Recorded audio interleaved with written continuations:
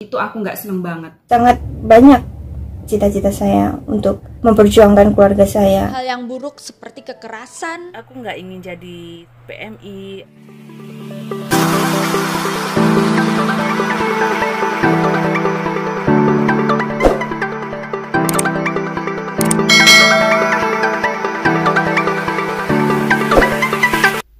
Terima kasih sudah klik video ini, tapi aku mohon klik tombol subscribe karena subscribe itu gratis. Ingat, subscribe itu gratis guys. Semoga bahagia selalu. Halo guys, welcome back to my channel Anita Anggraini. Assalamualaikum, apa kabar semuanya? Semoga semuanya baik-baik dan sehat selalu ya. Oh ya guys, gak terasa sebentar lagi kita mau menyambut tahun baru 2021. Tentunya di tahun kemarin kita punya banyak momen ya, entah itu momen menyenangkan, menyedihkan, atau bahkan momen yang tidak bisa kita lupakan. Untuk video kali ini aku nggak membahas seputar info dan juga aku nggak bagi resep masakan ya untuk video kali ini. Untuk video kali ini aku mau berbagi sama teman-teman pengalaman suka dan duka yang pernah dialami sebagai PMI. Jadi agar tidak penasaran, simak terus video ini sampai habis ya. Tapi sebelum lanjut ke videonya, jangan lupa untuk dukung terus channel Anita Anggraini agar terus berkembang. Caranya gampang banget, hanya klik tombol subscribe dan jangan lupa di like. Jangan lupa di share juga ke media sosial kalian. Terima kasih guys. Selamat tahun baru 2021. Semoga di tahun ke depan lebih baik ya. Aku doakan buat semua teman-teman selalu dalam keadaan sehat, selamat, bahagia di dunia maupun di akhirat. Amin amin ya robbal alamin. Jadi buat teman-teman yang mau keluar, ini aku ingetin ya bahwa tanggal 31 malam tahun baru nanti di Taiwan bakalan dingin banget. Mungkin kedinginannya siang hari itu 9 derajat dan malam hari itu bisa mencapai 8 derajat. Jadi pasti dingin banget. Buat teman-teman PMI yang sedang keluar melihat ramainya kembang api ya, jangan lupa buat teman-teman selalu memakai masker dan pakai baju tebal, pakai jaket juga. Kalau punya shawl, pakai shawl juga ya, atau pakai topi karena nanti bakalan dingin banget. Dan nanti kemungkinan ada hujan juga. Selain dingin, nanti bakalan lokasinya itu lembab banget gitu ya guys. Jadi aku ingetin buat teman-teman jaga diri baik-baik. Kalau teman-teman yang malam tahun baru mau keluar, pakai baju yang tebal ya. Jangan lupa pakai masker loh ya. Kalau aku sih nggak keluar, malam tahun baru aku nggak kemana-mana, tahun baru juga aku nggak pergi kemana-mana, cuman di rumah aja. Jadi aku di sini untuk mengingatkan teman-teman dimanapun kalian berada, kalau kalian keluar, karena malam tahun baru itu rame banget ya. Jadi jaga diri kalian, jangan sampai kalian sakit dan semoga semuanya happy ya. Jadi untuk video kali ini spesial buat teman-teman kita PMI yang mau curhat, mencurahkan perasaannya yang selama ini terpendam. Terkadang kan manusia itu terbuka, ada juga yang tertutup gitu ya. Dan ada juga yang nggak berani mengutarakan ke orang lain.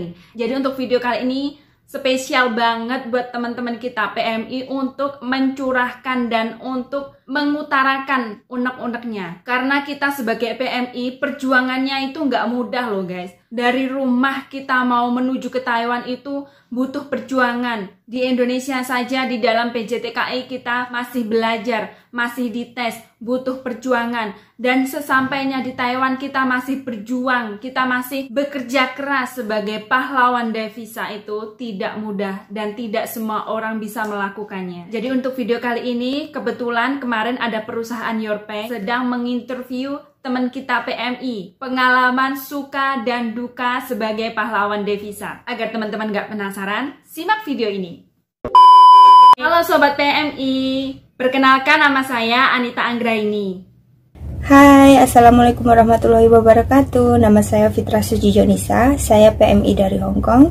Saya sudah bekerja di Hong Kong selama 4,5 tahun. Halo teman-teman, Assalamualaikum. Perkenalkan saya Bibit Surusani, saya dari Tulung Agung, Jawa Timur, Indonesia. Halo sahabat PMI semuanya, perkenalkan nama saya Naning. Halo, Assalamualaikum warahmatullahi wabarakatuh. Salam sejahtera. Perkenalkan nama saya Desi.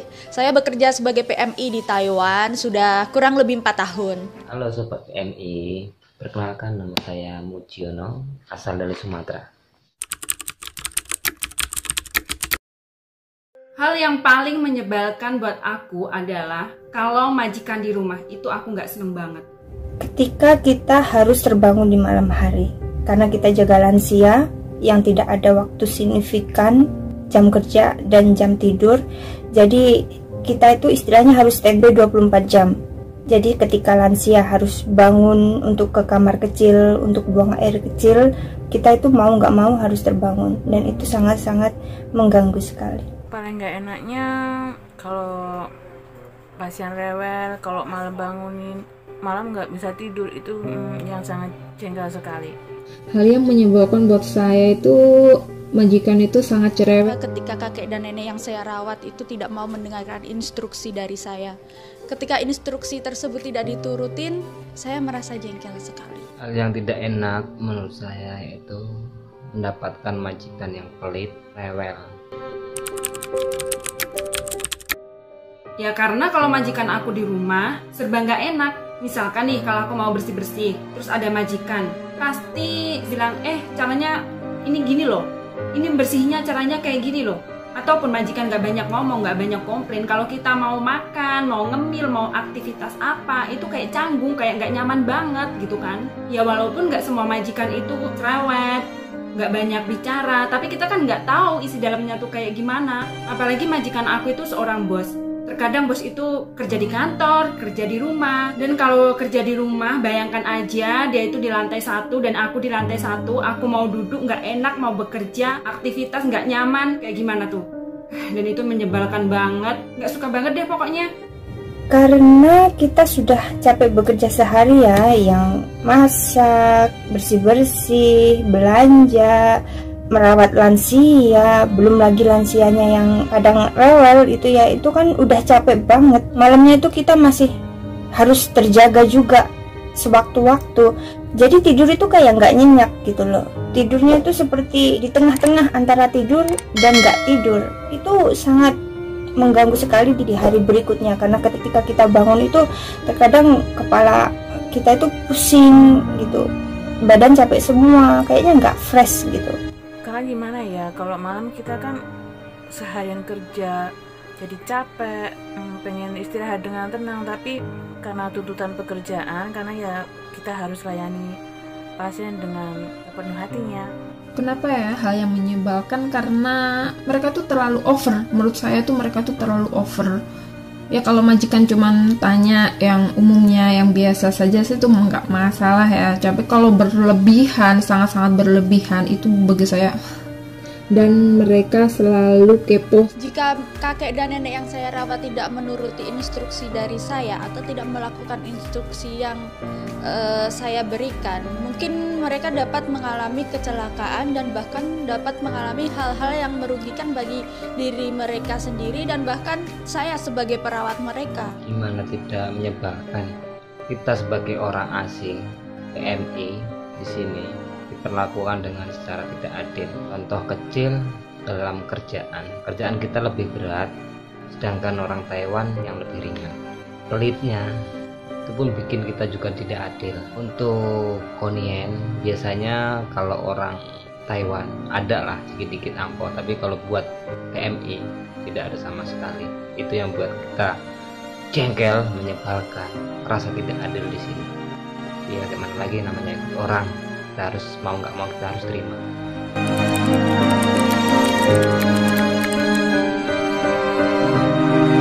Hal keberanian yang pernah aku lakukan, dan ini berdasarkan dari pengalaman aku sendiri. Dulu aku pernah mendapatkan majikan yang jahat banget dan tega banget, dan dari situlah aku punya berpikir, ini kalau aku nggak memberanikan diri untuk mengadu ke pihak yang berwajib atau nggak mengadu ke agensi, ini bakal aku sendiri yang merasakan beban ikut majikan ini. Jadi aku berani menuntut hak dan kewajiban aku sendiri.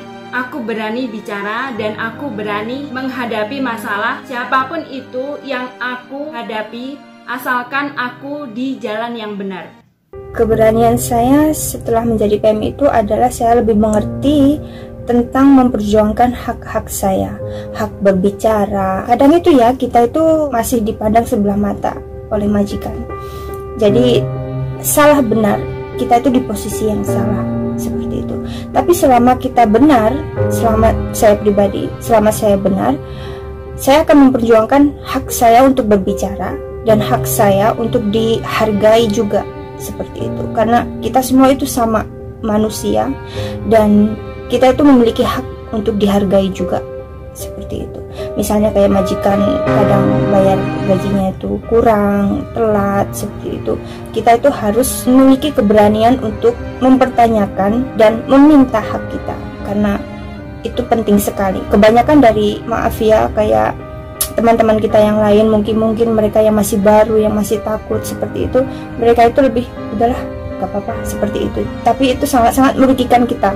Jadi keberanian yang saya miliki, dan semoga keberanian ini juga dimiliki oleh teman-teman kita yang lain, adalah untuk memperjuangkan hak kita, hak berbicara, hak memperjuangkan dan meminta apa yang telah menjadi hak kita. Berani dengan semua tantangannya selagi itu masih menjamin keselamatan kita. Saya berani menjawab dan saya berani bilang sama majikan kalau itu bukan perbuatan saya atau ini bukan pekerjaan saya, dan itu saya ungkapin langsung sama majikan. Karena kalau kita cuma diam saja, kita ngomong baik gitu, kalau kita menghadapi majikan yang sangat over, majikan yang kayak gitu, saya merasa mereka tuh seenak-enaknya sendiri kayak gitu loh. Jadi saya mengungkapkan apa yang benar-benar yang tidak sesuai dengan keinginan saya. Dulu saya pendiam, pemalu, kuper, desok, tidak mudah bergaul dengan orang asing yang belum begitu saya kenal. Sekarang saya lebih mudah bergaul dengan PMI dari berbagai daerah di Indonesia. Dengan menjadi PMI, timbullah keberanian untuk memperjuangkan hak-hak saya. Hak-hak yang harus saya dapatkan sesuai dengan jasa-jasa yang saya berikan kepada mereka. Berani kalau di Taiwan itu membela diri kepada atasan atau mandor ataupun bos jikalau kita dimarahin pas kita benar. Ketika jadi PMI pastinya kangen lah ya sama keluarga, itu pasti banget. Apalagi aku punya anak dan anak aku masih satu, apalagi di saat kumpul-kumpul sama keluarga ya, kayak ngobrol, ngopi bareng atau nemenin anak-anak mainan, itu kangen banget. Dan untuk rasa kangen sama keluarga itu pasti ada dan selalu ada di hati aku. Itu pasti ya, kangen itu pasti dan selalu, karena kita itu jauh dari keluarga, seperti itu. Kangen kalau misalkan ingat anak itu suka menangis sendiri dan sangat sedih, tapi kita kembalikan kepada diri kita untuk demi mereka kita harus semangat dan berhasil untuk masa depan anak-anak kita dan keluarga tercinta. Jauh dari kerabat, pastinya kangen banget. Hal yang saya lakukan ketika saya memiliki waktu luang adalah Aku lagi kesel, lagi capek, kadang merasa lelah hidup di sini. Iya, kita harus berjuang dengan